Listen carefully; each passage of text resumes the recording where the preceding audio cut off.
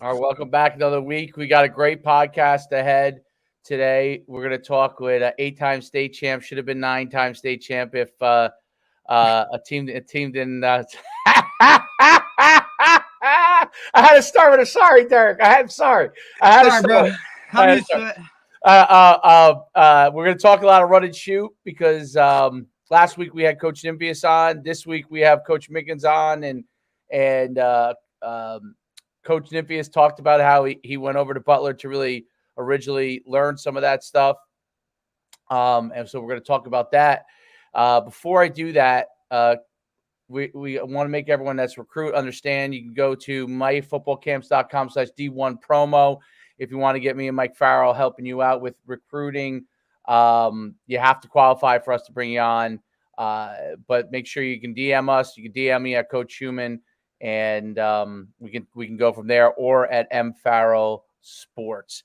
Without further ado, we're going to bring in, and I'm excited to really talk about this. And for those of you out there, we'll get into it a lot, but it's also personal for Coach D, because this was one of his coaches as well.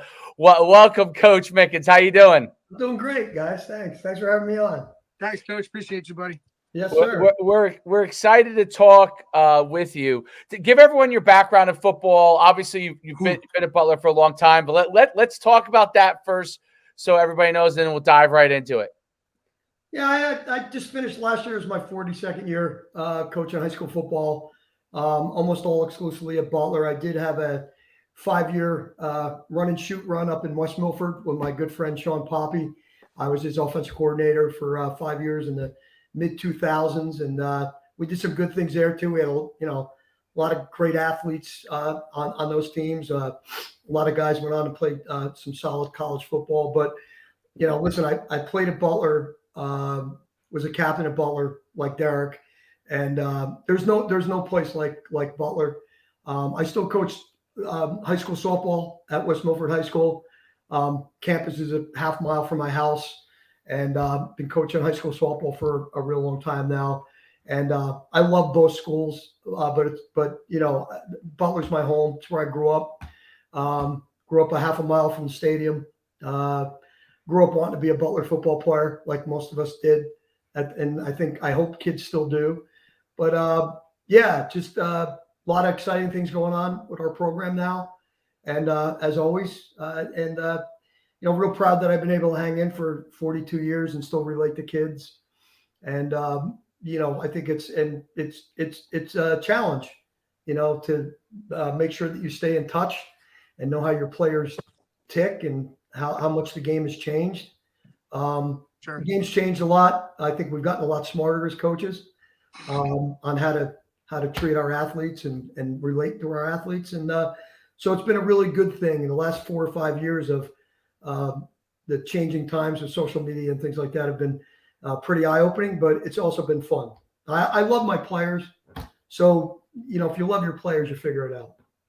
You look great. I mean, you look like you're not a day over 35. There you go. It's amazing. Butler keeps you young, I guess. Butler. Absolutely.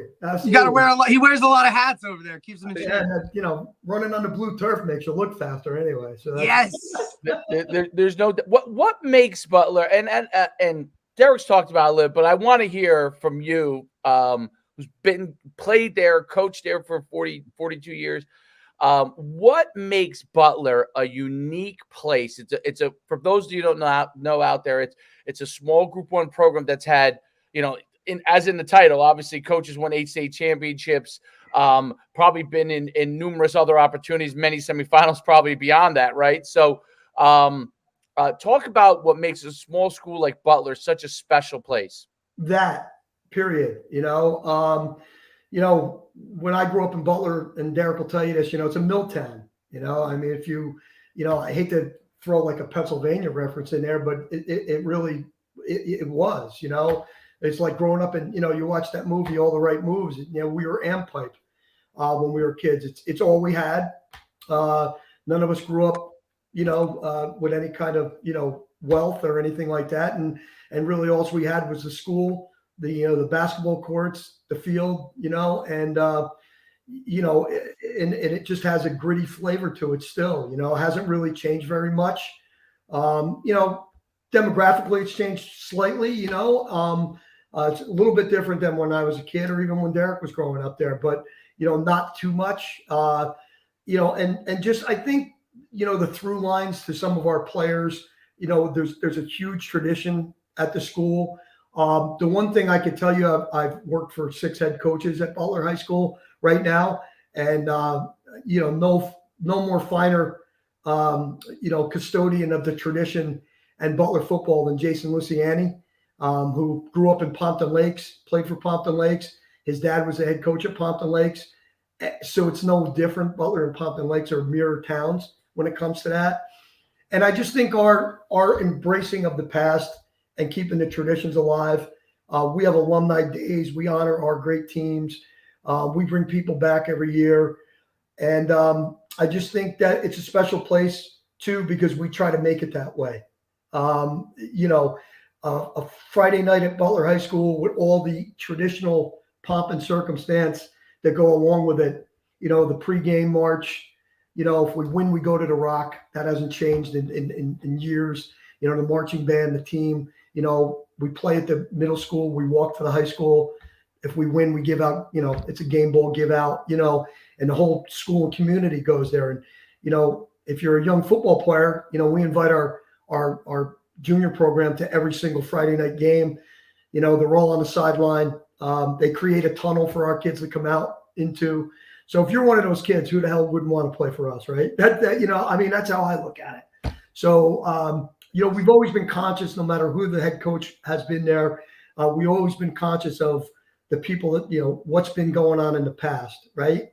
And, you don't win 8 state championships in the time that I've been there if you're not doing stuff like that. And another thing, I'll tell you what's going on at Butler right now. There's, other than Coach Luciani, who's from Pompton Lakes, and my son who played at West Milford, he might as well be a Butler guy because he grew up around it his whole life. He did. There's not a guy on the coaching staff that didn't play for us. So that's really important too. We have a good young coaching staff, and the through line to all of them is that they all played for us. And that makes a big difference. It makes a big difference. I think that makes a huge difference. I think also, having been up there, it's in a unique spot where you can really kind of continue a lot of your traditions. It's not, quote unquote, an easy place to get to. If so the people who grew up there, there's a lot of input that's going to continue to be involved there. You're not going to, people aren't going to drive through and make that turn and go up 23 and say, this is where I'm going to necessarily move right now. So, but I'm not saying that as a negative. I'm saying as a positive, meaning that you're able to build a community over a long period of time, which I think is very unique in New Jersey. Very, very unique in New Jersey, because obviously I live in one of those, I grew up in one of those towns that you got every highway running through it, right? So Saddlebrook, where, you have people from the town, but the town's turning over every 20 years, right? Yeah, so, right. People are moving out. They're going to where it's located. That's just going to happen, right? And you're going up and down the Parkway or the Turnpike. That's naturally going to happen up and down those major roadways. But 23 is one of those older roadways. It's been around for a long time, but is not necessarily near the major roadways. And I think it creates a unique, and you got to go up the hill. It's a unique atmosphere that, and it's still, by the way, close enough to everything too. Oh, so yeah. You're still right over there, Passaic County. You're right near all the city areas. It's a very, very unique place. Am I right on that as an outsider looking at it? And we're trying to make it even more unique. Okay. Fun fact: I'm the president of the Education Foundation in town.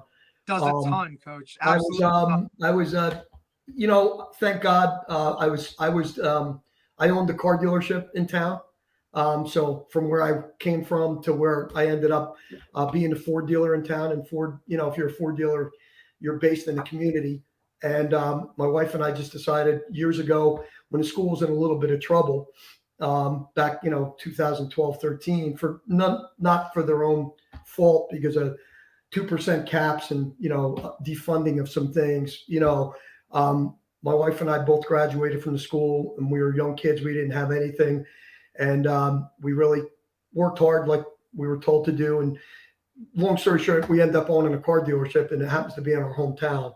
So it was really, I thought, our obligation to try to make our community better.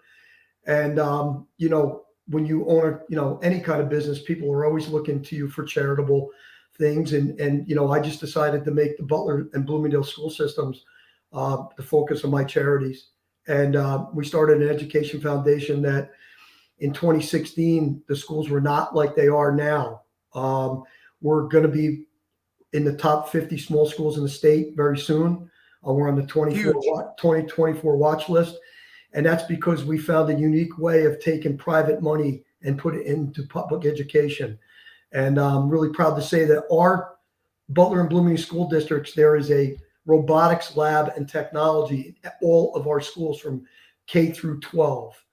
And we're embarking on a $14 million renovation of the school starting in June, which is going to be all the new chemistry labs and bio labs and all the things that we're building. But the centerpiece of what we're doing in that renovation is our foundation has raised enough, and we're on a mission to raise enough money for our school broadcast center. So it's going to be Bulldog TV on Friday nights. And that's the next thing we're going to do to, make our little school, important. So as far as the football program goes, we really felt like we had to attack what our kids get to stay in town as opposed to somebody leaving to go somewhere else, right?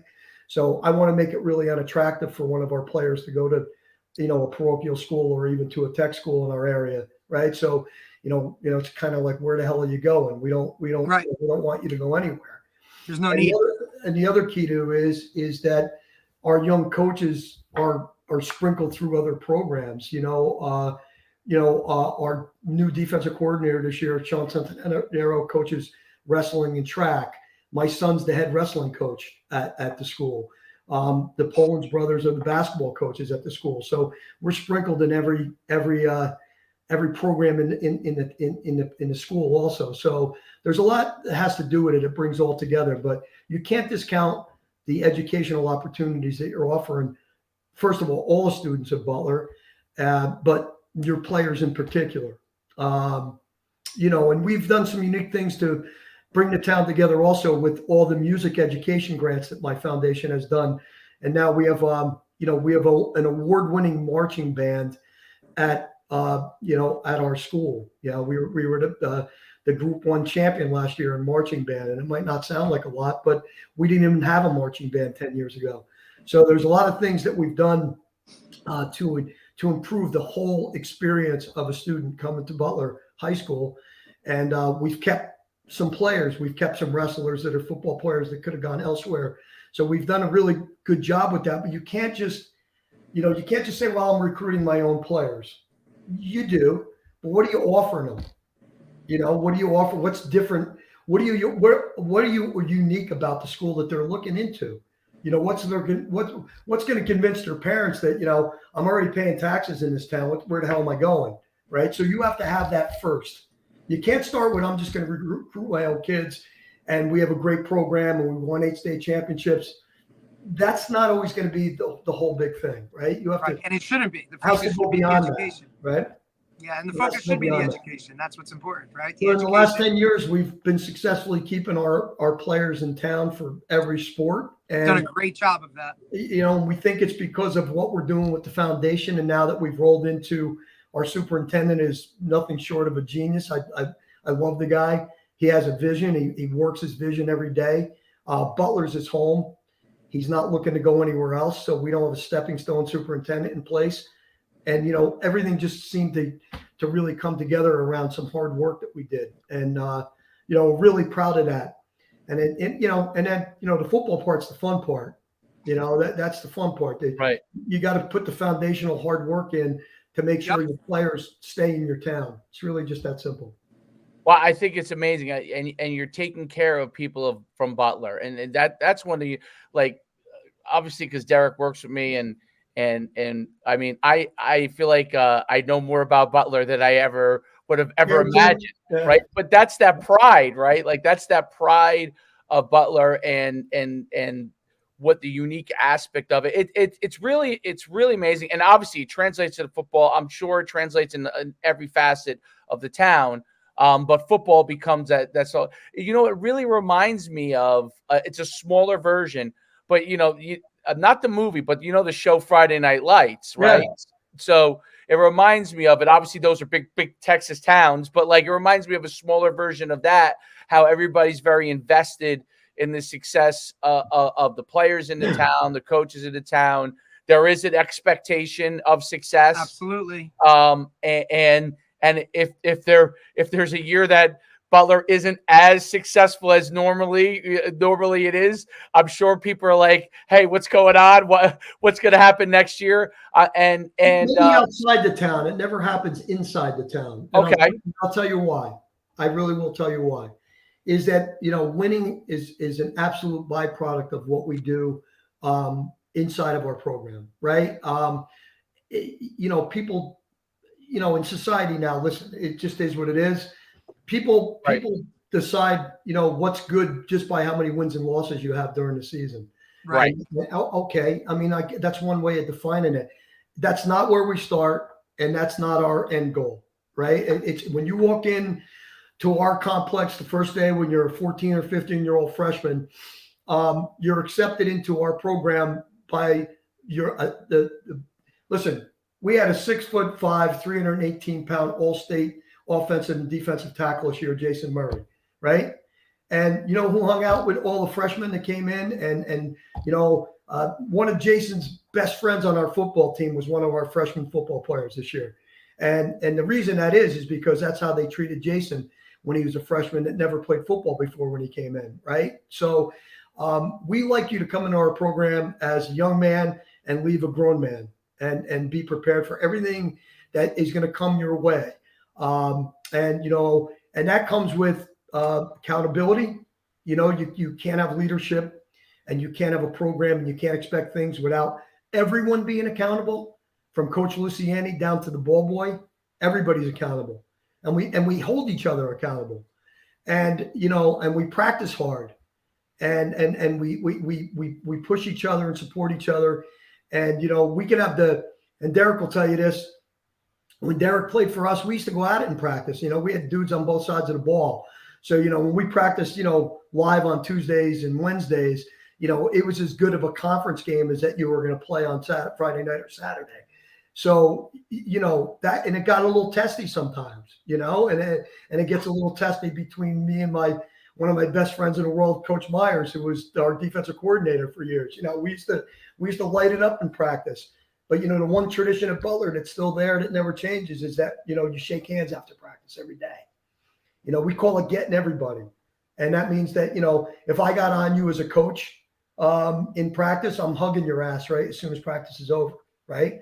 So that's how we do things there. So it's, if you win 4 or 5 games in a season, I don't feel like that's a loss. I feel like that's, if we're doing what we're supposed to be doing every day, there's reasons why you win 4 or 5 games.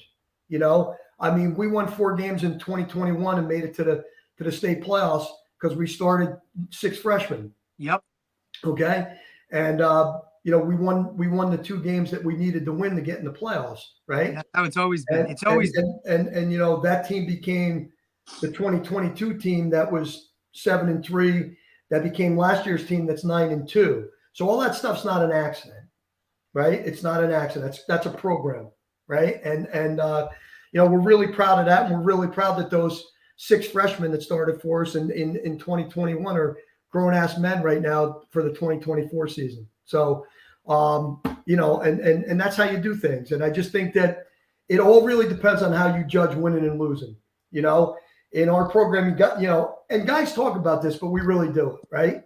You got to go to class every day. You got to be on time every day. And we have a really unique situation in Butler. It's a small school, right? If you're coming late to school more than a couple times a week, everybody knows about it. So you can't hide, right? And it's also, you just can't get away with that in our program, right? Nope. It's not going to stand. So accountability Yep. is something that still will follow you through life, right? I was never a school teacher. I was always a business person. My last job, I had 200 employees. There's two things that bothered me. You're not coming to work on time, and then you tell me why you can't come to work on time. Right? We talk about it all the time, Dave. Those are the two things that always bother me. So it's the same thing with practice.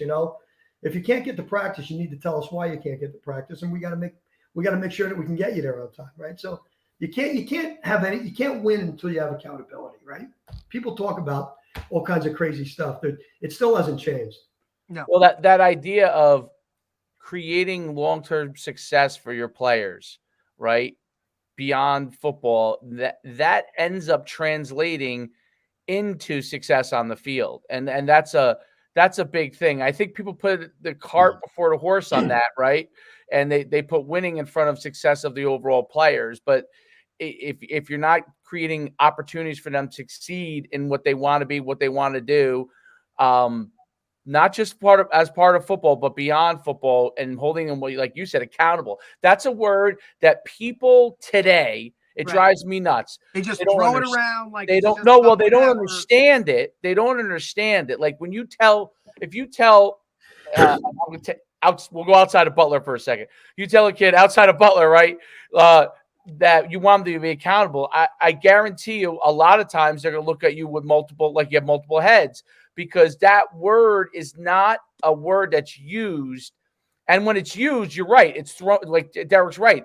It's thrown around, but it's not enacted properly with kids today, and they don't understand exactly what that means. I think that's a really great point. And then the other thing that I want to emphasize. What wins football games, guys? I mean, what wins football games? Discipline. Right. You can't have discipline without a disciplined football team that's accountable and doesn't turn. We were plus 19 last year in turnover ratio. That's unbelievable. Right? So, but you win 9 games and make it to a section final because you're plus 19, right? But you don't just become plus 19, right? It's a process. You can stand up in front of a bunch of kids and say, listen, we can't turn the ball over. Let's go to practice, right? I mean, but see, that's what I'm saying. There's clinics, there's YouTube, I'm going to a clinic tonight, right? I still go to clinics because I still learn things, right? You still have to go and learn. Somebody asked me 2 weeks ago, what are you doing here? Well, I'm here to learn, right? There's always something going on, but you have to practice discipline, you have to practice accountability, and you have to make sure that there's it's not always a stick too, it's got to be a lot of carrot right nowadays, right? So you got to find a way to make sure that you're remaining disciplined, that you're remaining accountable. And when you build a tradition in your program, guess who holds each other the most accountable? Players. 100%. We do. If your that was the standard. If your butt is not practicing at Butler High School, you're not going to hear it from a coach. Nope. Okay. So those are the things that I think that you have to have in place before you can start to say, hey, we should have a great year. I think the other thing that you brought up, which it's one of the first times I've ever heard, I think it's the only time I've ever heard anyone talk about it like this, is at the end of practice, everybody's shaking hands. I don't want to just skim over that, because that to me is like, practices get testy, and not just players. I'm talking about the coaches. Maybe the coaches more importantly, honestly, because they're the more likely ones to hold grudges than the kids. The kids usually it's over for them, right?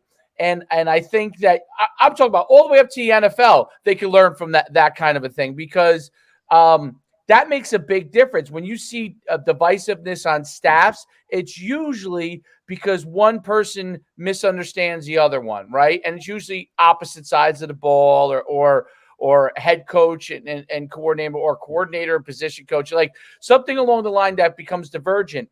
And that probably 2-second thing at the end of practice lets everybody know, hey man, we were out here competing, but I still love you. We're one family, and that's over, and we move on to the next thing, and whatever we're doing next. Talk about that. You can't win football games if you don't compete, right? I mean, you can't win in life if you don't compete. I had to go. I didn't end up owning a Ford dealership on my own town by not competing in business. You have to compete, right? But you don't have to be a jerk when you compete, right? And I like, there's a lot of things in a game, when you practice, we used to do, when you first start coaching, you first think, if you think you're a football coach, right? Because you played football. And then, you practice a certain way, and then you don't get the results that you want on Friday night, right? And you start asking yourself, we practiced that. And that's my favorite young guy quote, we practiced that, we always say either you're coaching it or you're allowing it to happen. That's it. Right? So you have to practice, and you have to put kids in positions so it shows up on the field on Friday night. And competing is really, it's probably besides accountability and discipline, competition is the next important thing right now in this day and age. And I will tell you where the kids are different now than when we were growing up on the street playing wiffle ball every day or whatever game we could pick a ball up on. That doesn't go on now. So natural athletic sense, I played, I'm going to give Derek a shout out here, right? So I played with Derek's dad. We were on the same team, Craig.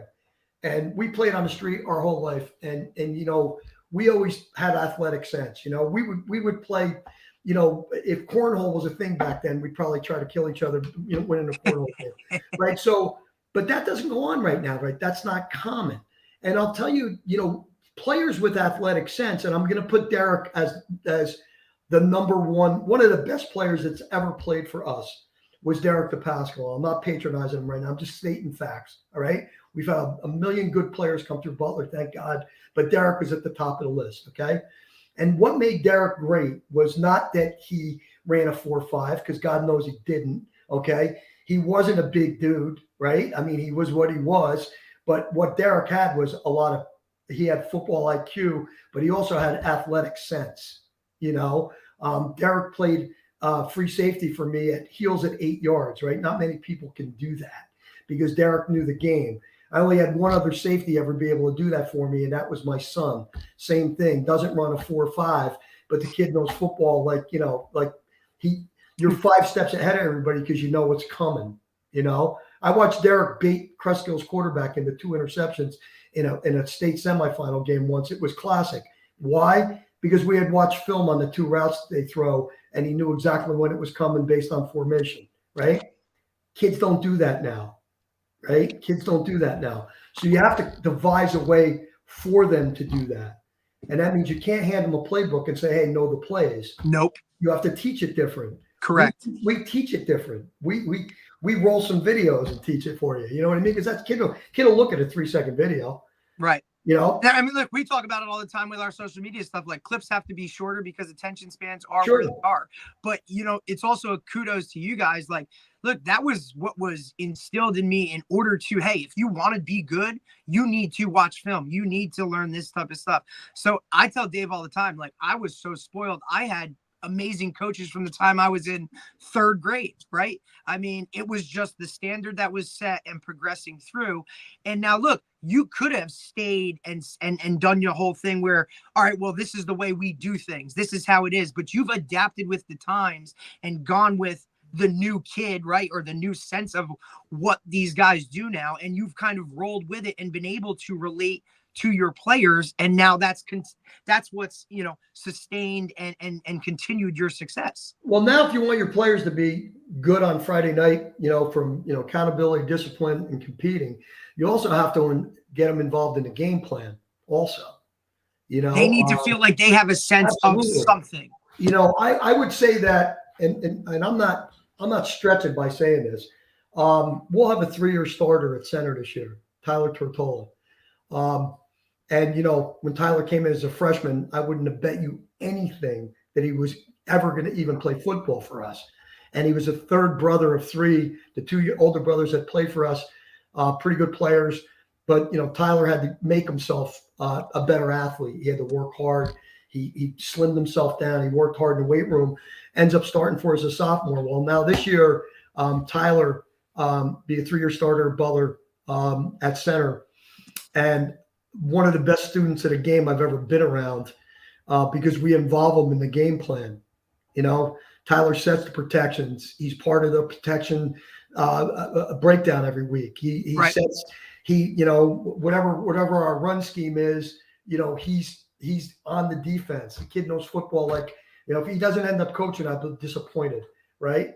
But that's because when Tyler was a sophomore, when he started for us as a sophomore, we taught him how, basically to be the student of the game. I had a funny situation happen for me. As you know, I'm sure everybody knows who Scott Brown was, and Gatorade Player of the Year. Somehow God blessed me to be able to coach Scott Brown for the time that I did. And he's coming off the field after a game one night, and one of the local reporters stopped to ask me about the fact that that Scott had, pretty much checked me off on just about everything I had called that night. And they asked me how I felt about that. And I said, well, who the hell do you think taught him that? Right. So that's the point. The point is that if you want your players to be good, you don't coach robots, and one of the things that I loved about the run and shoot offense, really isn't the X's and O's. It was the fact that I was able to teach the game backwards.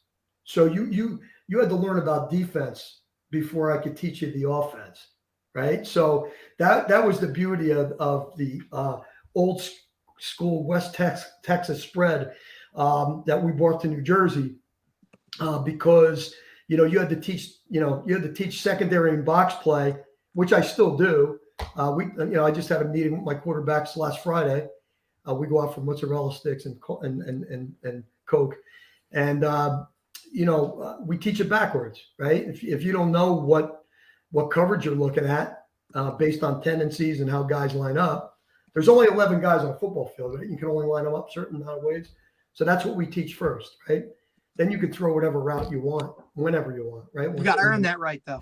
So, I like students of the game. You can't give up on the fact that it's a little harder to develop students of the game right now. Yes, you can develop them, right?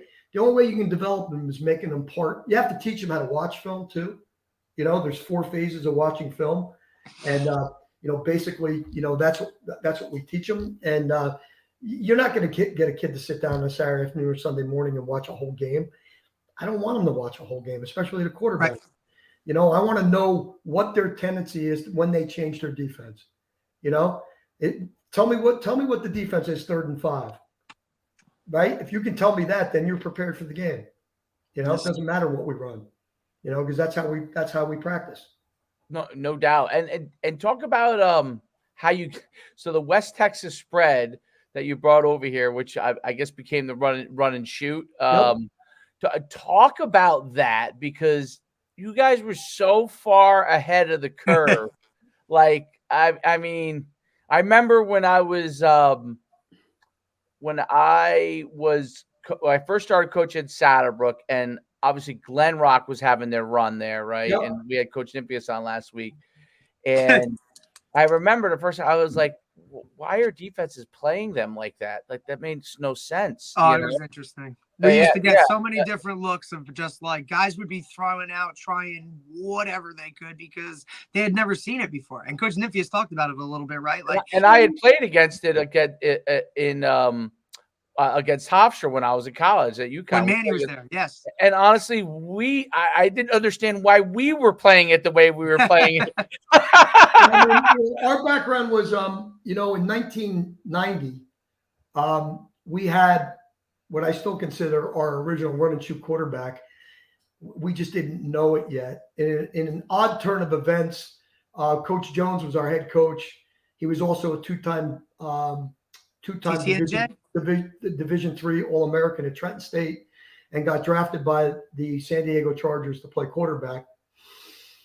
And he uniquely came to me in 1989 and said, "Hey, you're going to be the quarterback coach." And I'm like, "What are you talking about? Like, why would you make me the quarterback coach?"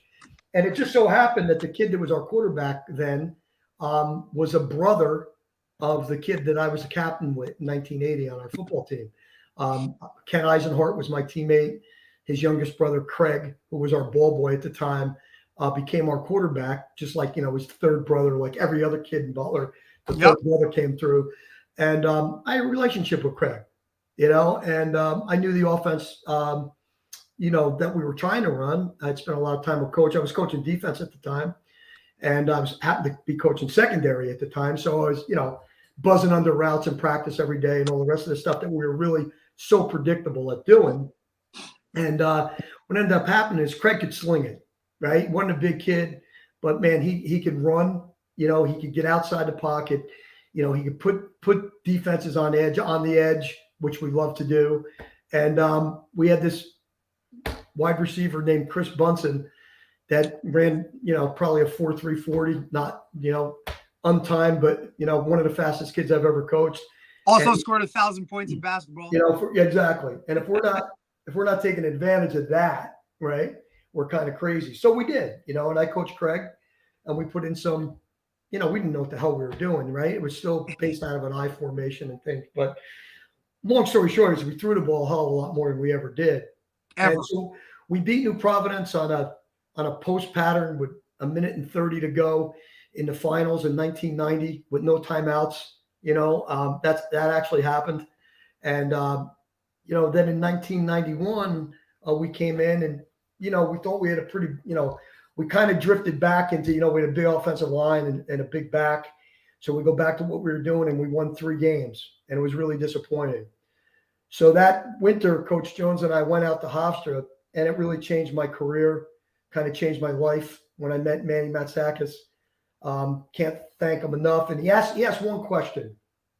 And the one question was, raise your hand if you're still running the same offense that you ran in high school and that your coach taught you. And we went. Yeah. And he just said to have an open mind about this. And for some reason, it just stuck. It just made so much sense to me. And it just, and timing's everything. And like we had these little sophomores that, turned into 4 Division I football players for us in 1992 when we went to the finals. And the true story about going to the finals with the West Texas spread in 1992 is that I had no idea what I was doing. Looking back, we ran 8 plays and we made it to a state final. We lost to a great Roselle Park team that year in the finals, but we made it to the state finals. And my first real run and shoot quarterback was a kid named Nicky Spidell, who was a tremendous athlete. And he, at the time, threw more touchdown passes than anybody in the history of the school. It was 18 at the time when he was a senior. Yeah, he threw 18 touchdown passes. We were really proud of that, and we thought we were slinging it back then, Yeah, and you were. But we also had a tremendous what we call a super back then, Maurizio Gattaletta, who is now he's a official in New Jersey, high school football official. But Maurizio was a tremendous football player, so we built the offense around him. But so where did we arrive with this? So Manny was a disciple of many of the people that I became a disciple of. And if you really look into the history of the run and shoot, there's a couple different offshoots, a couple different ways of doing it, and whoever your mentor is or who you really believe in. I believed in the John Jenkins version of the run and shoot, which is Andre Ware and a famous guy named Jason Phillips, who used to come to my camp every year, who played at Houston and caught all of Andre Ware's passes to make him Jason was a 2-time All-American at Houston and played in the run and shoot for Mouse Davis in Atlanta, in Detroit, and ended up coaching at SMU and Baylor and a bunch of schools that sling it. And Jason was always gracious enough to come to our camp every year. But I really became a disciple of the John Jenkins, Jack Pardee version. Houston, right? Yep, Houston. Yep. And, that's really where the Houston Gamblers, that's really what I believe in. And then it morphed into Manny being at Texas Tech. Yep. And I just fell in love with Mike Leach. God rest his soul. He was a good man. One of the smartest people I've ever met, just as a person. He was also one of the kindest human beings you ever wanted to meet in your life. Yeah, he was awesome. I got to meet him, and he said, "So what do you need from me, Coach?" And I said, "I really love your screen game," and it was on my computer the next day. Right, the head coach at Texas Tech. That's a factual story, and learned a lot from Coach Leach. Learned a lot from June Jones. Really studied June Jones's way of teaching quarterbacks, right down to the grip. I still teach the grip the way June Jones I went to a clinic once with June Jones, and I think I was drooling in the front row, and he kind of noticed it, so he gave me some time after.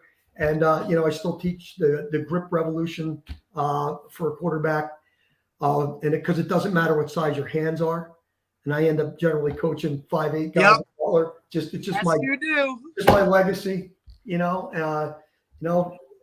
maybe had what, 1 or 2 quarterbacks over 6 foot? Yeah, maybe. Maybe 5'8" coal miners, man. That's what we call them. So yeah, so I that's who I learned from, and I've never drifted too far away from Coach Matsakis. We're still great friends. I talk to him all the time. We love to talk football. His brother Louis just got the head football sprint coaching job at Caldwell University. So we're excited about that. And of course, I coached with the madman himself, Jimmy Matsakis at Butler for 5 years. That's an experience. If anybody's going to do it, the funnest years of my life. That's an experience. I don't care what anybody says. We did some crazy shit. I'll just tell you that right now. I mean, look, Dave's known because I've coached with Jimmy. Jimmy's been around me forever. But it's like, Dave, like whatever you do, you're okay, dude. Because believe me, we've done something. It's all right. We're good.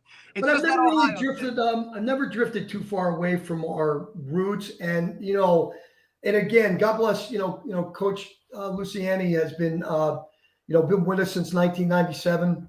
I mean, you think about it.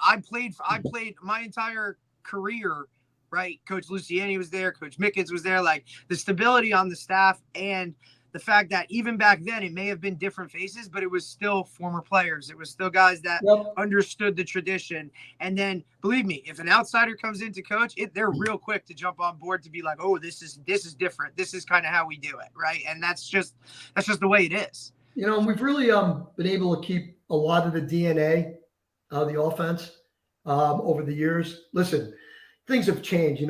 People used to line up in 4-4 cover 3 against us. It was just ridiculous, right? You just, I didn't have to do much, when that sweatshirt, 4 verticals, I should have had that back in 93 and 4 with those teams, like, what are you running here, coach? Well, I think we're going to go 4 verticals here. Well, listen, let my guys run down the field, right?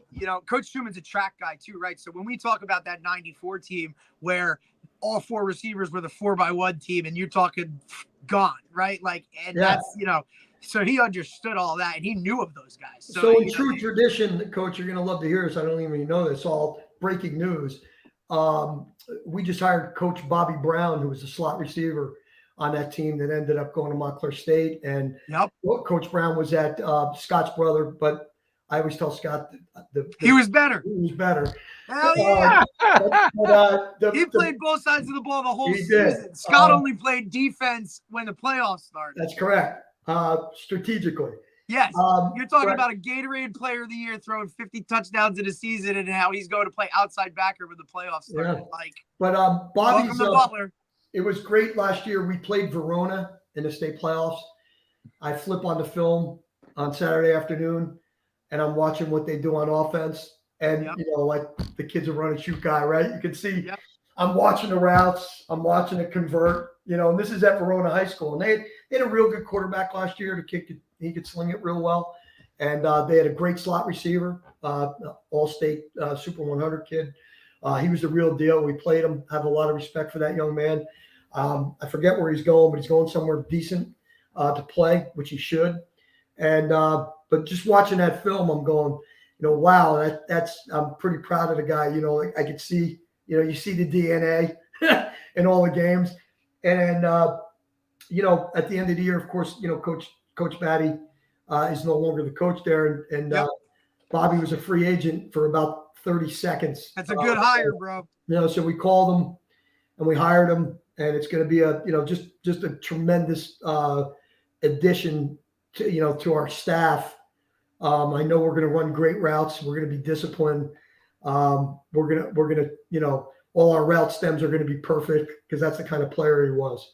And I was fortunate. We're pairing him with our inside receivers coach Jason Polans, who played for us. That I know Coach D doesn't like hearing the same. Coach Polans, one of the best wide receivers we've ever had too.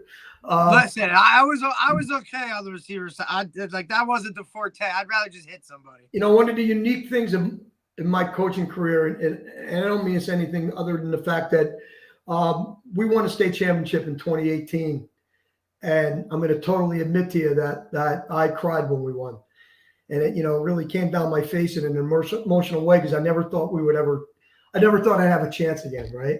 Never thought I'd coach that long.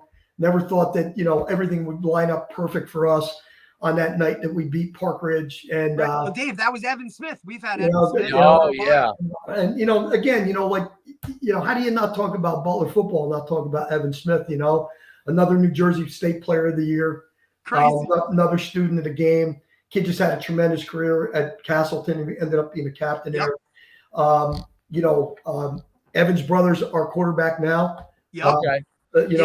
Next in line. Yeah, and he's a dude, man. And dude, he can sling it, bro. He's got an arm. And you talk about a student at a game. If I text him in class right now, he texts me back about something about football, But yeah, he's a student of the game. Waited his turn this year. Yes, he did. I give him credit for that. A lot of kids in that situation, Coach, and that's just a credit to the program, the tradition, because look, he's a kid that probably had opportunities to go other places and kind of could have done other things and played a little sooner. But, no, I'm a Butler guy. Brother went here. Family's here. This is what I want to do. And, this is going to give me the best opportunity to kind of go and do what I want to do with life. And we have a rule at Butler. I sat down with Dave and our sophomore quarterback last week. We have a really good incoming freshman quarterback. Sophomore quarterback is, I'm friends with his grandfather. True story. And hey, listen, Evan, you're trying to take David's job. Yep. That's simple as that. That's how we roll. And David, hey, listen, we just had a 3-year starter at Butler. Bobby Batapede. Bobby's, Bobby's older brother Alfred was one of our captains, so it's kind of a legacy thing. That's how it works. Bobby grew up around our program, ball boy, whole 9 yards, And Bobby was just a tremendous competitor. He knew David was competing with him. He competed with him every day in practice. It's not like David didn't get reps because he did. Right. David got reps. David competed. And Bobby Bobby competed back, which was great. And as a result, the kid, he's all Group 1 this year. He's all conference. He's all those things. And it's because he competed every day for his job, and I think that we've created that situation there. And, There's always been competition. We've also done this too, is that, we feel like, I want Evan Croker to be ready to play quarterback at Butler High School because we feel like we have a state championship competitive team this year. Right. Yeah. And, if David Smith, God forbid something happened to him, that guy's got to be ready to go. I don't want the season to be over. Correct. Right. Which is, and it's another thing that, and Dave and I relate because we both played Group 1 football. There's not many of those, just numbers wise in general, to even say that you feel comfortable putting a backup in the game to go win the game is on a different level, right? Your numbers in general, you just don't have enough of those guys. Look at Dave, Dave did everything, running back, free safety, just like I did you know what I mean? Some of these guys never leave the field, and it's just, so when you have the opportunity and you're talking about competition within practice, right? Those younger guys at some point are going to have to see important snaps, right? Critical moments in a game, guy's helmet comes off, that guy might be a sophomore that never played at all, but he's got to go in now and make that crucial block on 3rd and 4 to make a first down to keep the drive going. And if you're not prepared for that, or you're not, if you don't do that stuff in practice, a lot of these coaches nowadays, I see it, and they're so enamored with, we got to get the reps for all these guys. And these guys got to run the plays. You got to work your twos. You got to work your guys that are eventually going to play. They're important. Our quarterback room is really solid right now. It was Bobby, Evan, and David last year. And, Evan was a freshman last year. He's a big kid. He's going to be over 6 foot. Thank the Lord. Oh, you got one. And he's got some arm, kid's got big arm talent, right? So, I'm not, and he's a very smart young man. He's in school David and Evan are both, 4.0 kids in their class. Yes. They're right? So smart it's dudes.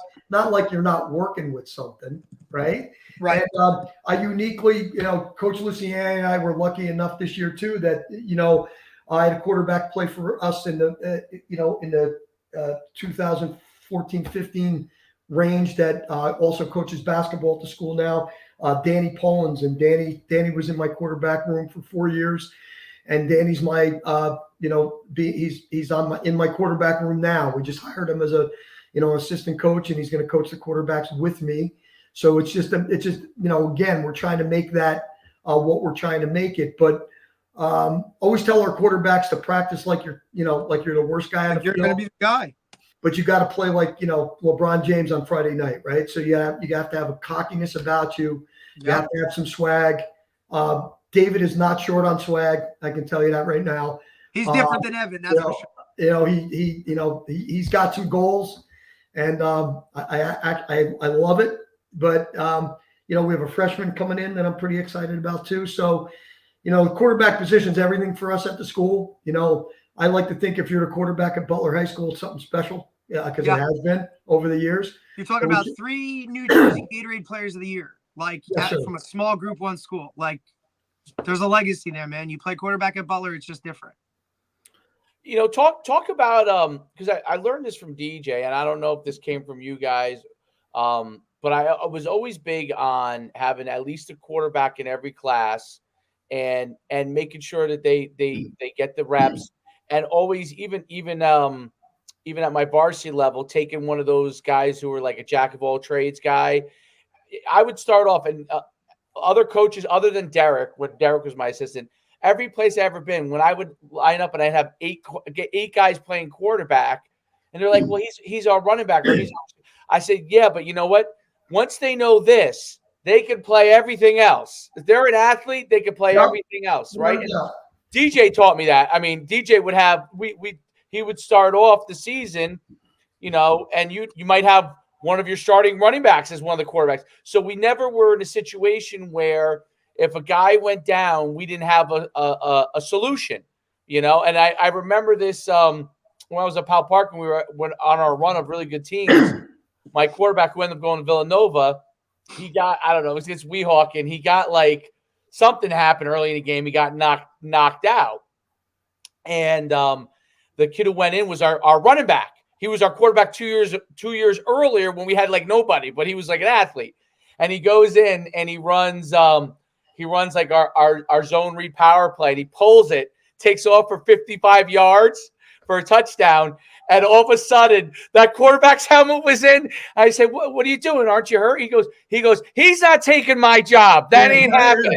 Right? But it was only because he was our running back. I mean, it was just because he always took reps at quarterback. When we went our quarterback period, he did the stuff with the quarterback. You got to prepare. Talk about how you develop guys from that standpoint, because I know you guys really kind of were the first on that system. So I'll give you some Butler secret sauce here. So this is, we've never strayed away from this, and Derek knows this, that, I coached Scott Brown when he was a little boy. He was, 4 feet tall. And middle school, like swinging it in 5th grade, dude. All the great ones, we talk about the kids that won state championships or Gatorade Players of the Year. We had Kevin Maxwell through 25 touchdown passes. We had Michael Walter through 44 in his career. We had Dennis Guerrero, 2-time All-State guy, was the original 5 wide receiver quarterback, guy, so went to Monmouth, finished his career at Monmouth. The secret sauce was always that we coached them when they were little. We still do. And we really have some secret sauce now, because our 2009-10 quarterback, Peter Brand, now coaches our young quarterbacks at Butler. Peter was, he was straight up dude quarterback, big guy that could throw the ball, and, threw all those balls to, Anthony Drizilli, who played in the NFL. Yep. And so finished a career at Rutgers. He's got the most he's down there, every Tuesday night now with little guy quarterback, camp, from, when they could walk to when they get to us to 8th grade. And now listen, there's just a couple things that, we try not to interfere. We try to support on that level. We always do. But, if you really want to be a quarterback at Butler High School, there's certain things that, that we want you to be able to do. And, hey, listen, my preference is pick the best athlete in every class when they're little. You kind of know who the kids are and, and put the ball in their hand. It's really just that simple. It's and then take it from there. Take your shot. If you got two good guys, take your shot and, put the ball in their hand. We do a very similar thing with West Milford softball. If you don't think we have kids in second grade not pitching right now, you're out of your mind because we do, Well, I mean, look, and we're now like, it's kind of what we do, right? And Dave's really starting to open his eyes and see it now because he's got a young son who just played his first year of tackle, right? And I talk to him all the time about, the coaches that are surrounding him and the development that goes into it, and make sure he's getting coached the right way about, on and off the field and doing all that other stuff. And, again, like I say all the time, I was so spoiled because I was coached not only by my dad, but from coaches that surrounded the program that were on a high level. When I got to college at Sacred Heart, I was so ahead of the curve because of how I was coached, and not just X's and O's and football stuff, but like, hey man, like you got to work to do what you got to do, what you want to get. And have I come from another program, I don't know if I would have been in the same position or even had those opportunities had I not been coached from the time I was able to put cleats on. I'll tell you something that probably the guys that run quarterback schools all over the place don't want me to really say, but I'm going to say it. There's some natural ability to throw in the football. And if you don't possess that, good luck at a young age, it's probably not going to work out really good for you. Quick story about Derek's teammate, Mike Volter. Michael went to Coastal Carolina. He was a baseball pitcher. He threw the ball 93 miles an hour in high school. Stud. I was at a camp. DJ Nymphius was there. Manny Matsakis, all the guys from, I think Manny was at Hofstra at Emporia State at the time. Yeah. And they all came up for the camp in the summer, and Volter's warming up, and he just had a straight up cannon. He was a big dude with a perfect 2 o'clock arm slot. Like, if you wanted to make a video of mechanics, this guy was the guy. Set up inside the frame. I'll never forget Coach Matsakis saying to me, "Man, Coach, you did a great job with that kid." And I said, "No, I didn't." He said, "What do you mean?" I said, "I saw him throw the football, and I just said, hey, pretty good, dude. Do these throws over." I didn't want to screw it up. I didn't do shit with that kid. He threw the ball so natural. It was just don't screw it up. I think you bring up a really good point. So all these kids nowadays want to go to a quarterback coach, and I had talked to Derek about it, and Derek gave me some great advice on this. I said, I like if a kid's got a good natural throwing motion, I don't want anyone messing with him until he's maybe like in puberty almost, you know what I mean? Where you might be working on the finer tuning things of a course. But like, if he's got a nice throwing motion and all you have to teach him is tell him, throw it harder, throw this with a little touch, those kind of comments. Why send him someone to break him down? I think it doesn't make sense. It reminds me of like when I see a guy playing point guard in basketball and he's got a natural way of passing the ball, and guys try to tell him, don't do this and don't do that. And they take away that just natural vision, right? That natural ability. Like, let them develop that first, long before we mess with any mechanics. Yep. Well, Derek knows this about me is that I used to run a quarterback camp, for a really long time. And I coached some great kids that were great before they came to me, by the way. Yeah. And one of the prerequisites of my camp is that, I wasn't going to take somebody's money, just me, I wanted to watch your son throw first before I could say if I'm going to be able to work with him on the things that I believe in, like throwing the ball with your feet. That's just, that's the way I teach. Right. But if you didn't have some natural throwing motion to your mechanic, or on the other hand, if somebody either never corrected something that you were doing wrong when you were little, right. I see it in softball, right? I got to go in the gym next week for tryouts. Well, if you've been three-quartering it in little girl softball for your whole life, I'm not fixing this. No. You're not fixing that when you're 15 or 16 years old. Nope, you're You're already not. past that point. Right? I mean, and some of the guys that I had that even at Butler that didn't have tremendous throwing mechanics, I mitigated the problem by just giving them some little things to make their motion better. Great Or point. in the case of some of the guys who will remain nameless here that didn't have the best mechanics that played for me, we created a game plan that really suited their throwing style. Right. So you cater to your players. Right. We've had, 45 different iterations of our offense, based upon kind of that. I'll say to Coach L, I don't think we can do that from that launch point, right? Right. Just based on this guy. So, and he's a mad scientist. So all of a sudden we're doing this and it works. Right. Because it's about changing the launch point. Like I always tell my coaches, they want to throw these routes, in breakers, deep shot this way against a too high safety. Okay, come here a minute. Stand behind that giant ass offensive line we have right now. And my 5'8" guy can't see that shit.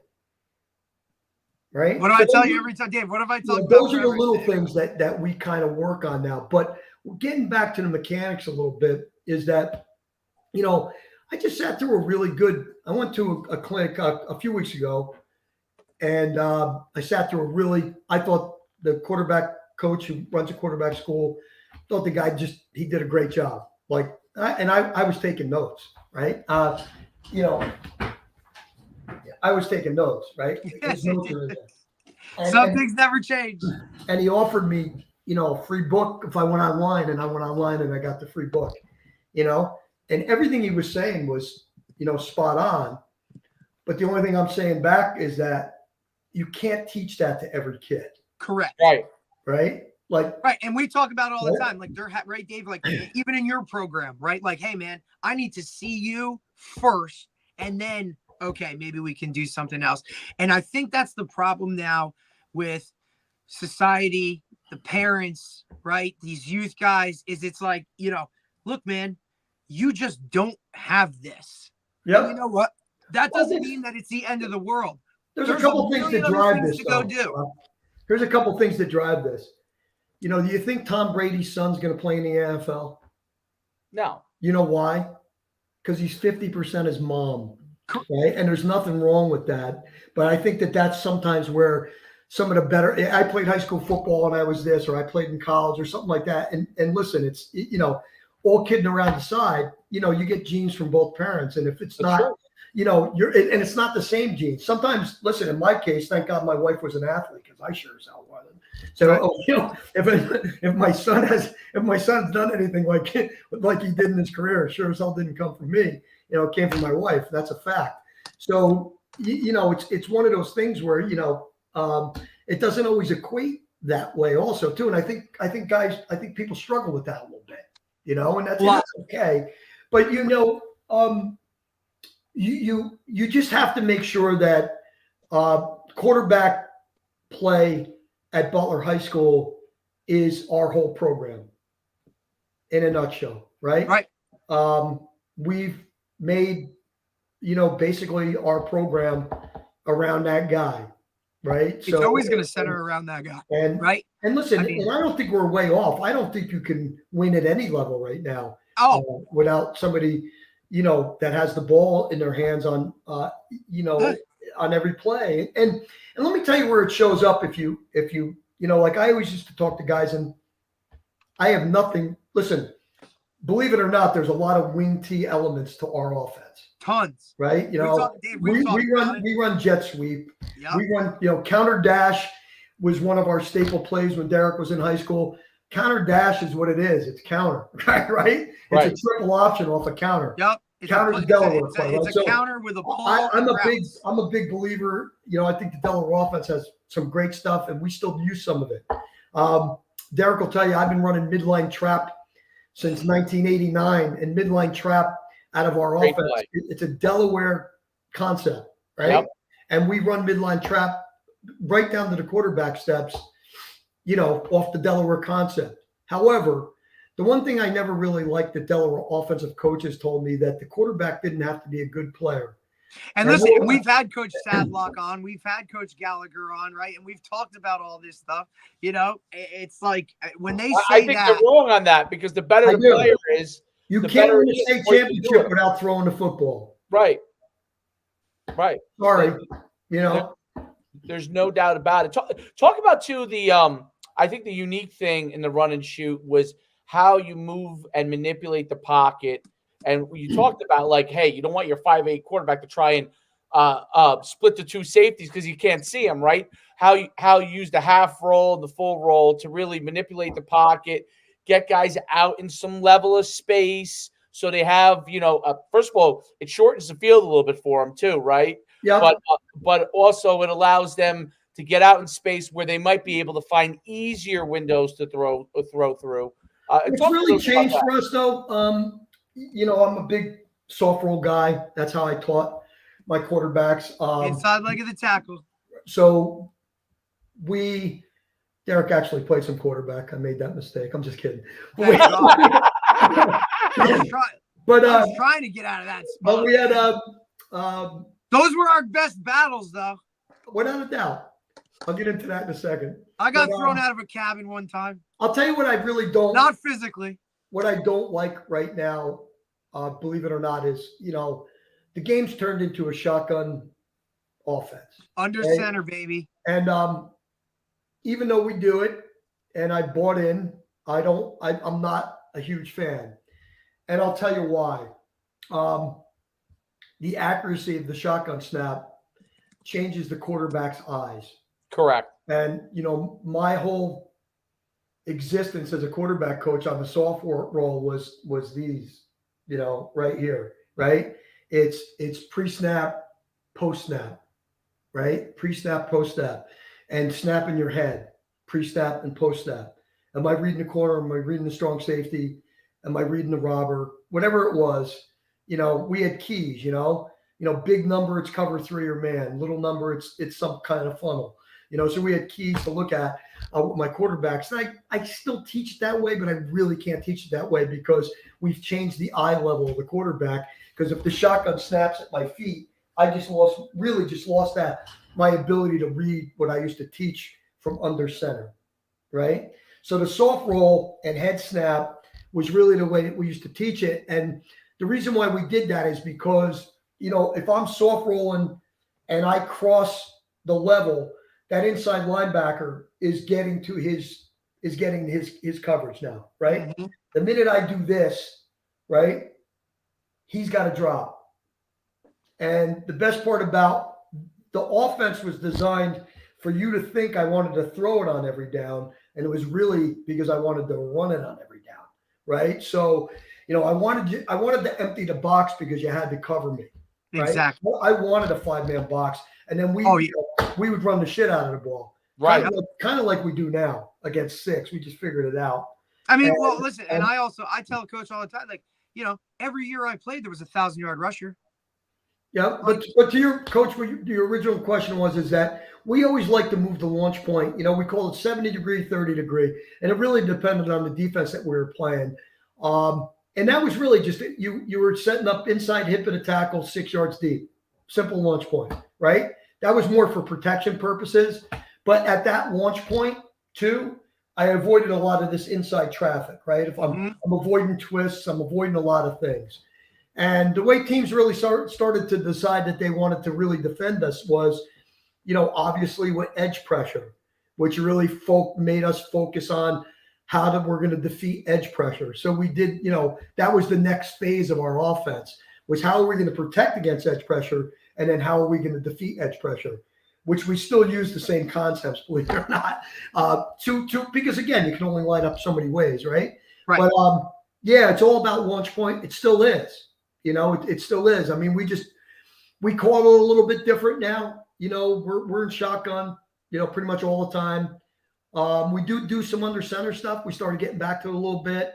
We have a couple packages that we do go under center just as key breaks, and really because some of the things that we've done have really worked out well for us doing it again. And but we still have launch points. You know, like if you don't think I'm going to move the launch point with David Smith, we're going. You know, because he is who he is. He's not 6'3", and you know, Right. you got to move him. You know, you got to move him. It's really interesting, and I think the box thing too is such an interesting deal.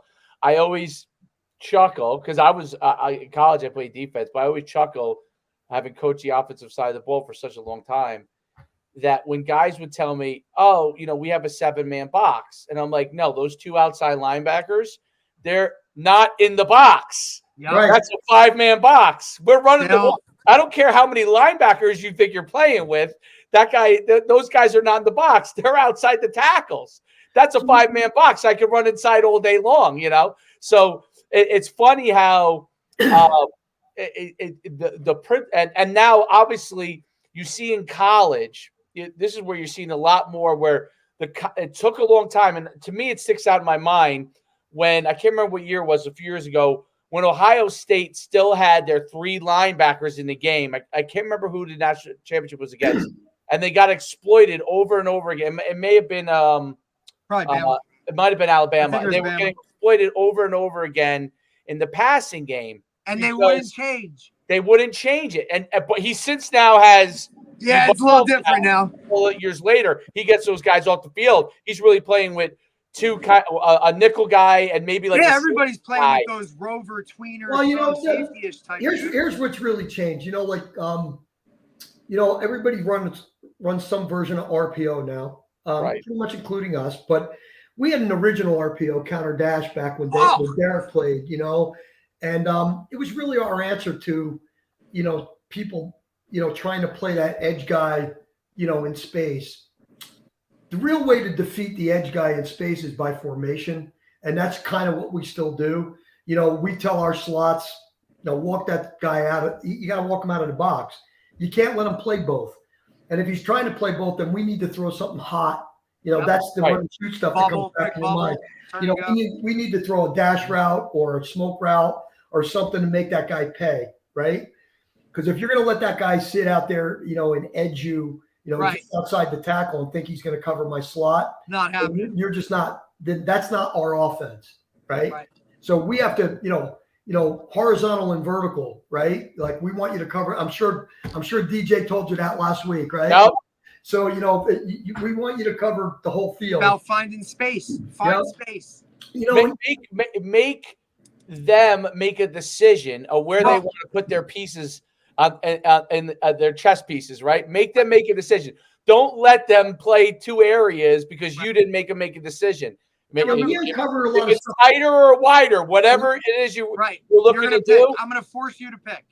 Force you to pick because you have in football. You have to make the defense pick because once they pick, now you know, okay, this should be there, right? And then if somehow that guy who you're making pick is that kind of a player. You can also make decisions after that too, if he's that good, right?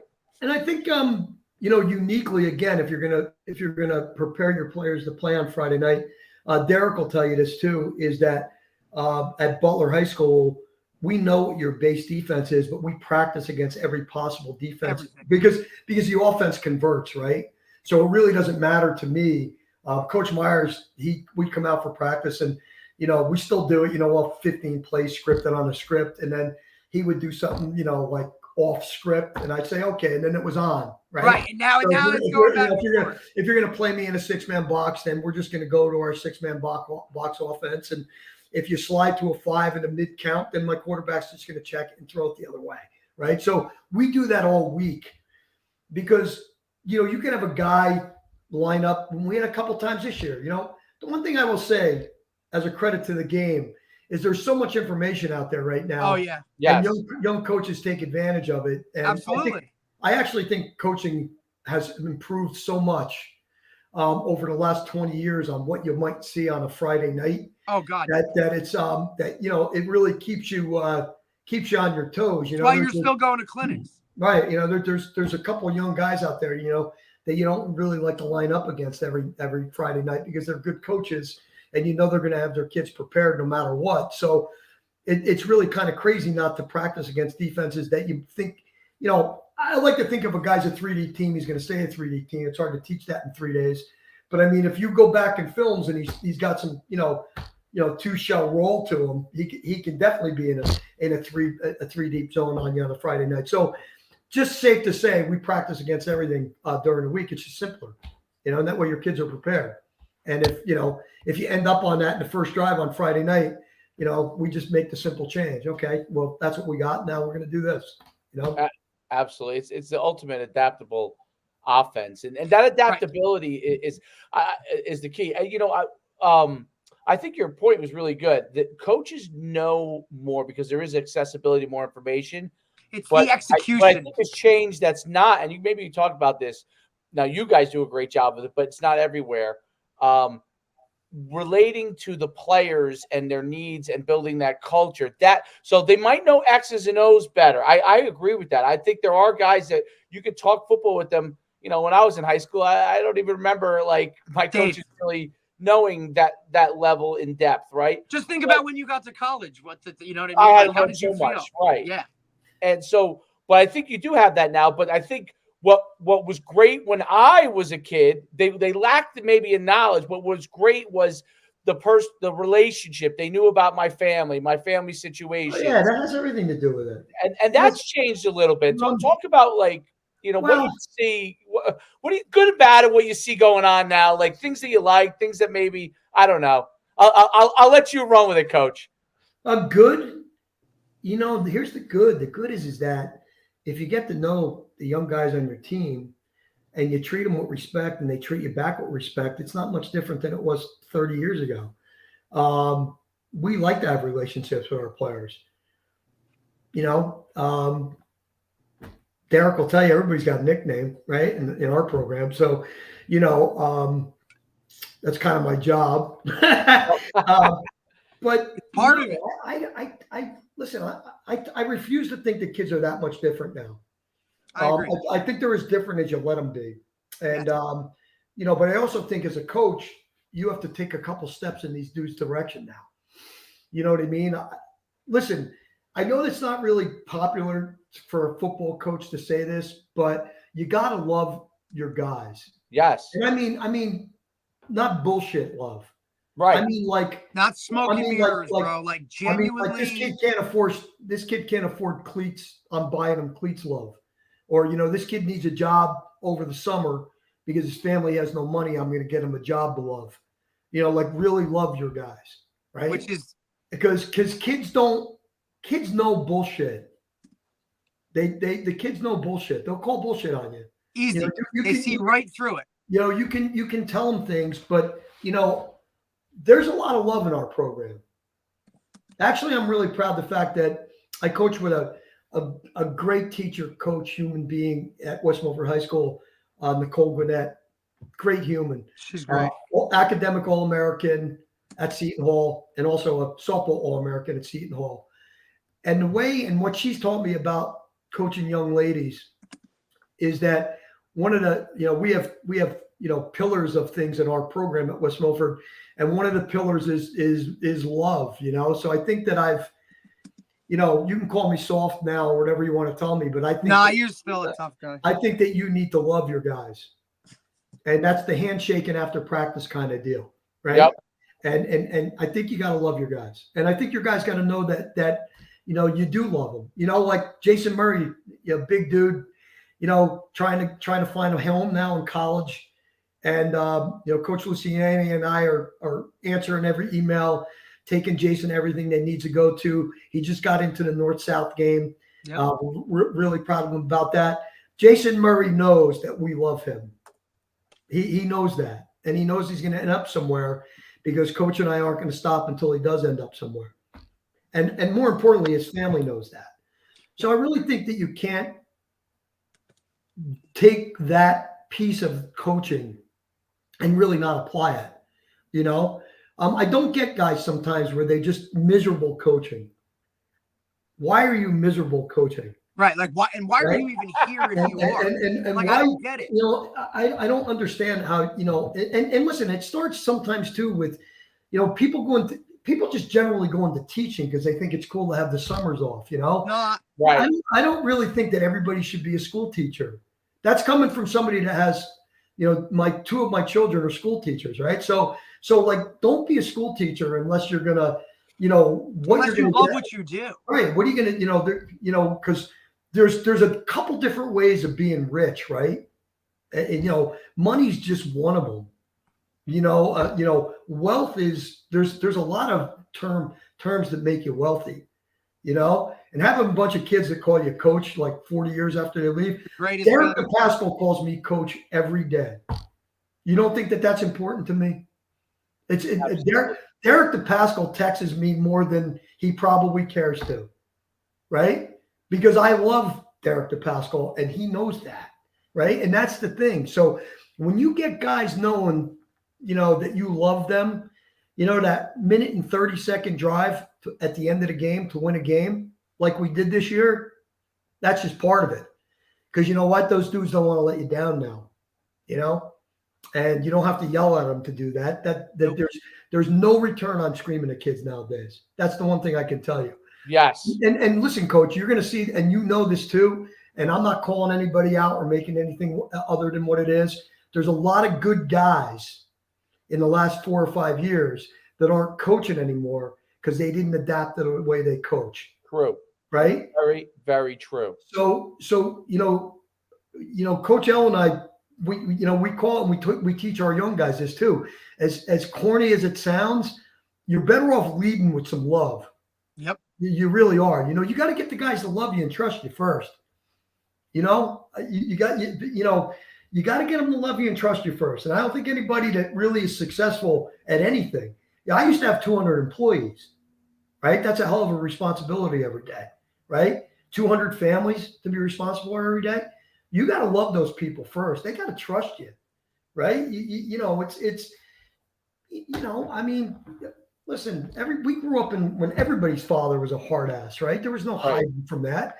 His father was a hard ass and everybody else is a hard ass. And, that I never treated my son that way, and I am really proud to say that, and Derek will jump in and tell you this, if there's a finer human being on the planet than my son, I want to meet him. And I say that with a lot of pride, and I give most of the credit, if not all of it, to his mother, because my wife's just an outstanding human being, and I'm happy to say that.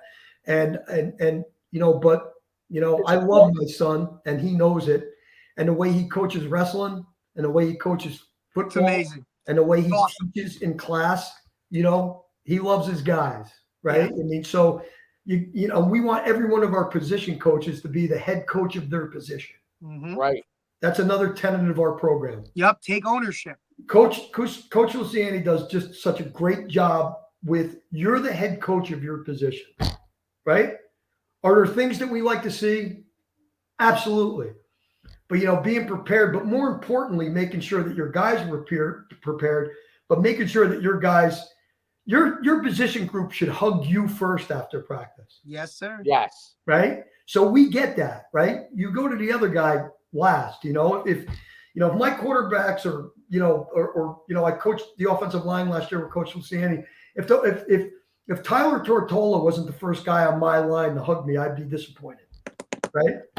So we have a lot of that. And you know what? I'm proud that we love our players, and I'm proud that we talk out loud about loving each other. And I'm proud that we do that with our girls at West Milford High School too, because you can't win otherwise.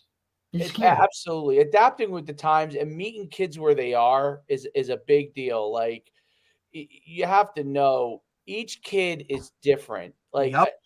It used to drive me nuts when guys would say, I treat my players all the same. I said, then you're not a good coach, dude. You're not. Nope. You're not, because every kid is different. This kid might need to be talked to a little more harshly and he can handle it.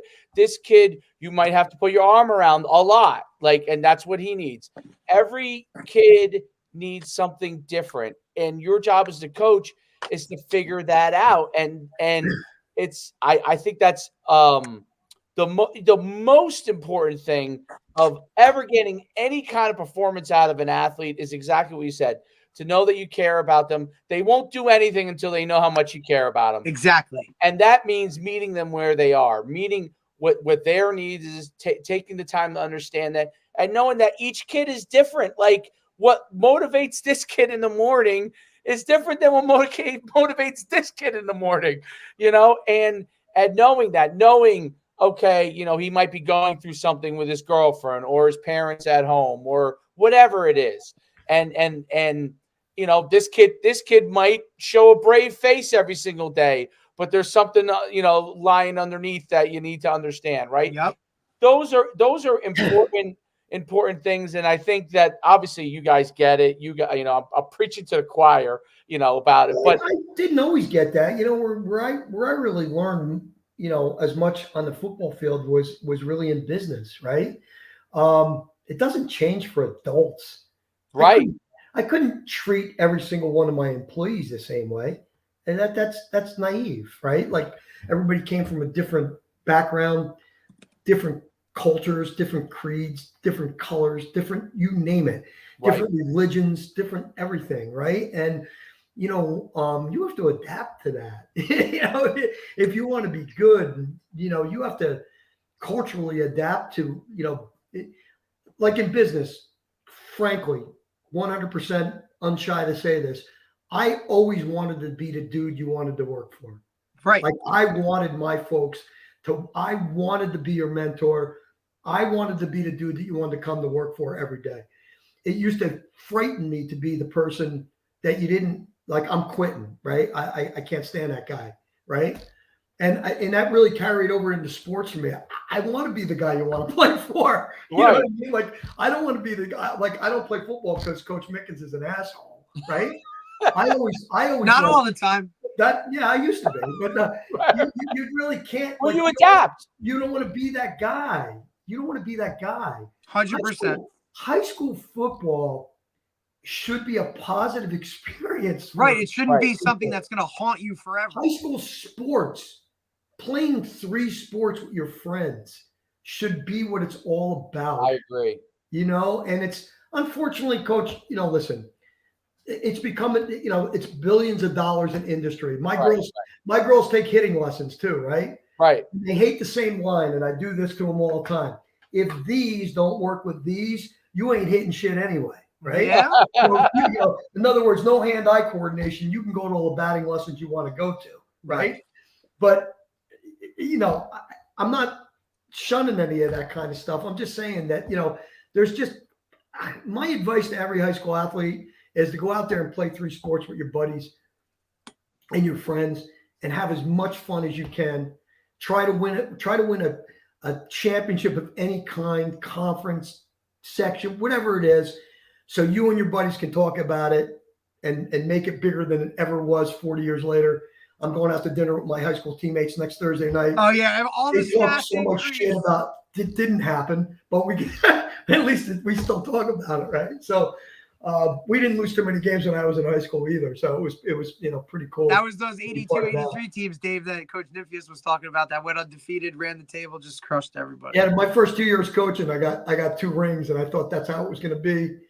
And then 85 and 86, we won 1 game in 2 seasons, and I'm thinking about, do I really want to do this?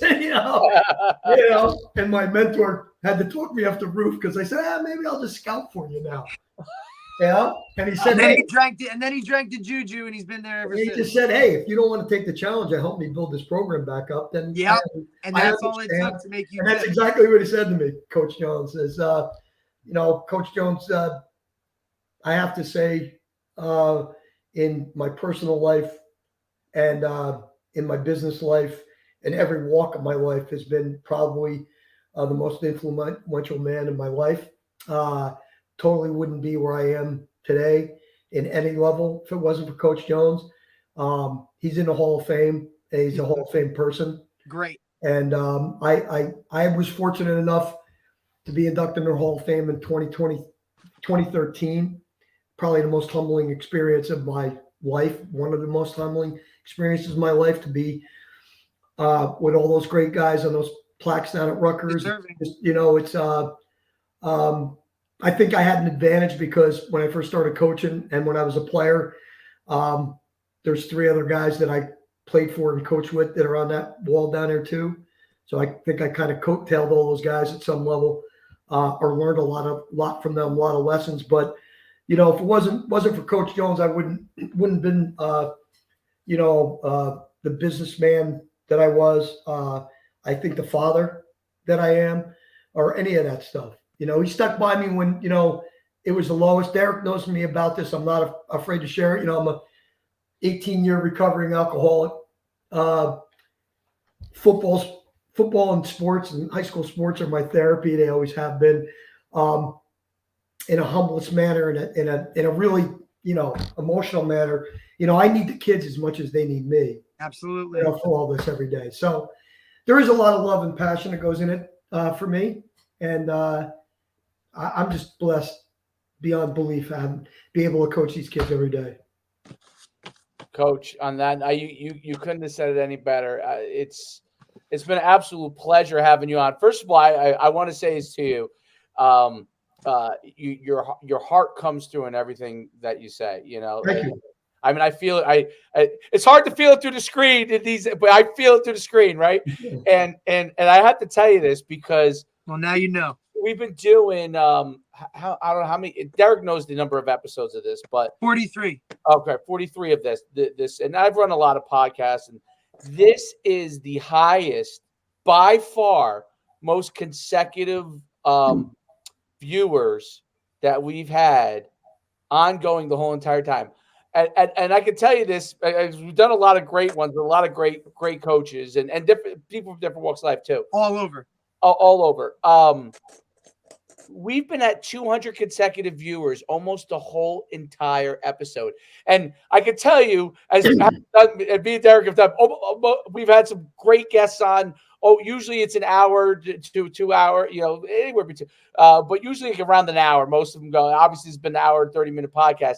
To be able to have people captivated for that amount of time, I could tell you, is unbelievable. It's a tribute to your passion, not just for the sport, but for literally the players you coach and life. That's what I love most. Like I can feel the passion you have for everything you do, and you talk about being. There's different types of rich, right? Obviously, I'm a business owner. You're a business owner. There's financial wealth that you can gain from owning a business, but waking up every day and enjoying what you do and having the passion for it. That to me, and a lot of people have a hard time understanding this, but that to me is the ultimate rich. Like there's no day, that I don't wake up and I'm like, oh, I'm looking forward to this today. Every day's a little different. I look forward to it, right? There are people that make millions and millions of dollars and they dread. They're miserable. Life. So it's a tribute to you, Coach. I really enjoyed the conversation. Money helps, but man, I'll tell you, I love Butler. It was, and I just give back because my wife and I are just, we're truly blessed. We have 3 great, successful kids. Money is, we worked hard for what we have. Yes, you did. But, there's nothing makes me more proud that, Butler's going to be a top 50 small school in the state very soon for the work that we're doing. But my wife and I are very grateful to, 2 street kids that really had nothing. But because of our coaches and our teachers and the community, when you grew up in Butler back when I did, it was a village, Yeah. And listen, the best thing I could say too, from a rich standpoint, is that I'll be married 40 years in May to my wife, who I started dating at Butler High School. I saw her in gym class when I was 16 years old. Smart man. And we're still together. And we joke about this all the time, and Derek will tell you this, that I'm famous in a lot of places except for my kitchen. Yeah, that's right. it. And the guys that coach with me, I'm not famous in our coach's office either. So, just another guy. I'm sitting on here and we have a group chat with our coaches, and I'm actually getting destroyed right now, like 7 texts in by some of these guys that I'm waiting to respond. But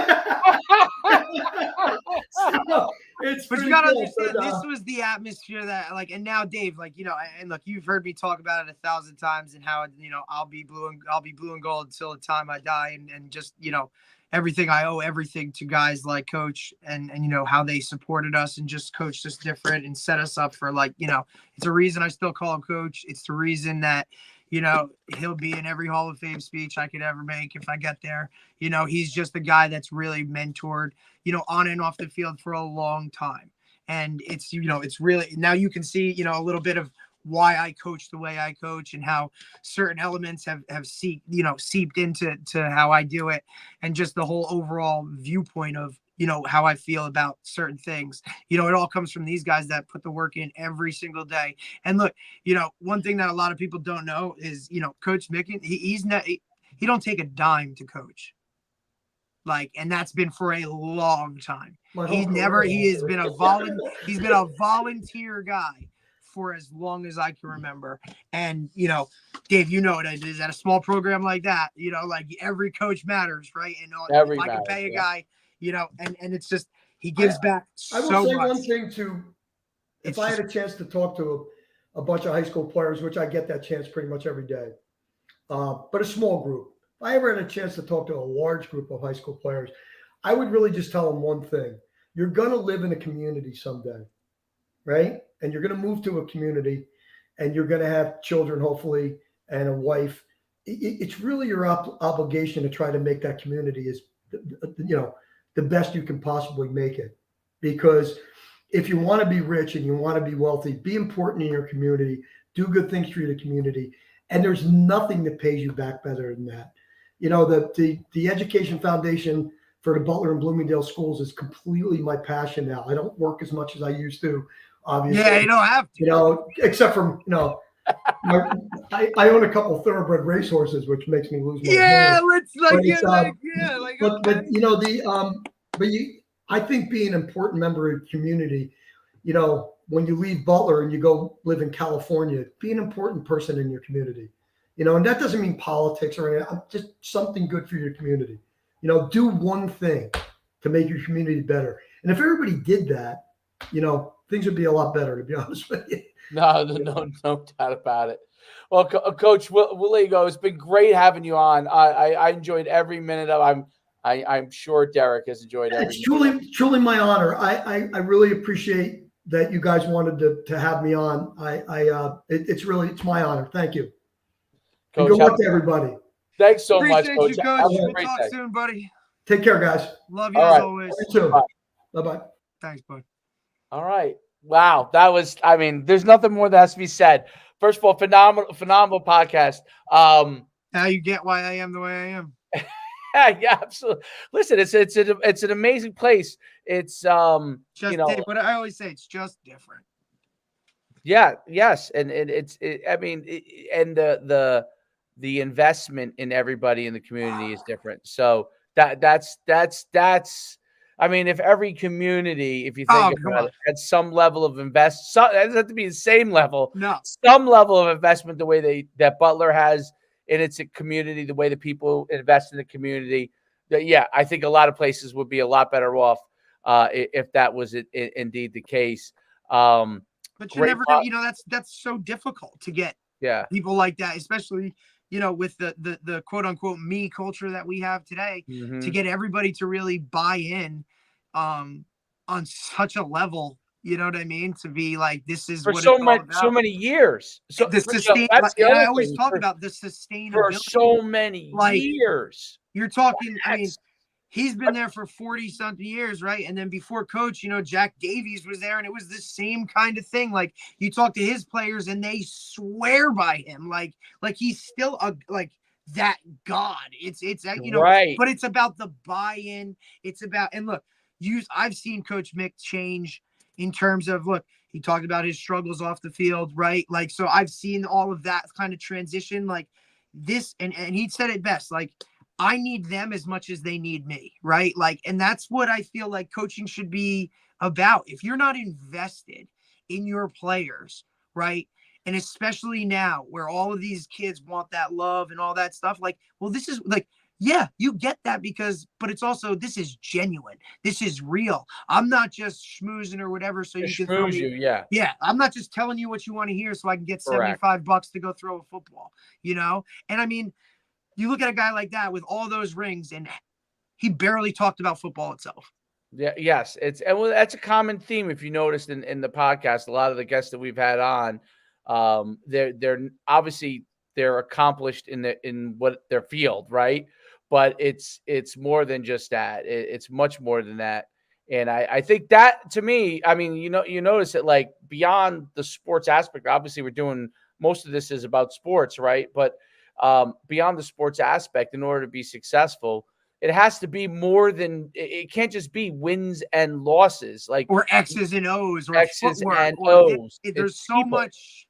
There's Yeah, so it's much people. here, and there's so much here, Yeah. right? Like, you have to be, and look, and then And that you talk real about it, talk's important too, right? That real talk, like that, like, okay, not everything, like, hey, dude, you might not be this guy, or yeah, or you right? need And to they fix might hate this, you or for you saying, need like, to, right, or just even like, hey, we're competing, we're going at it, and we're Yep. back and forth, and we're back and forth. But what'd you say? You loved it, right? And Right. the practice, yo, we're good. Boom, later. we're good.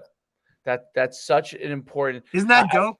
I Isn't that listened. so One cool? of the first things I wrote down was the consciously going on and everybody shaking hands after Like practice. a physical, like, and look, we don't have to get into Con- lines and walk down the thing. No, but I'm saying yo, it's a good, conscious yeah, bam, thing. Fist Yes. pound, like, we're good. You Yes. never want to. It's the same thing with, like, coaching. Like he said, like, I may get all over you and do whatever and say all this stuff, but I'm sure I'm gonna come up to you after practice and make sure you don't That's leave right. thinking a certain way. That's a big part too. The consciously understanding, okay, because you never want someone to just, there's somebody. Dude, you never People know. have a bad day, right? They walk away and they're pissed off, and then all of a sudden you're dealing with for 5 days, right? Which you could have easily solved by going up and Bam, giving done. someone a pound, right? Correct. It's okay, it's all good. We move on. We're on to the next day, and Right. and those or something going on. Hey, you want to talk to me about it? Is there something going on? Right. Like, And I listen, remember, and like you said, develop those relationships where they want to talk to you about it. right?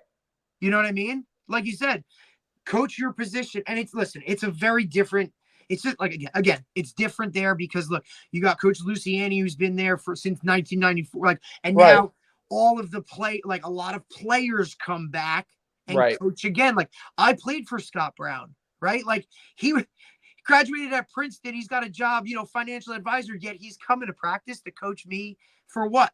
Because he loves what he was doing. Right. And that was the passion part of it.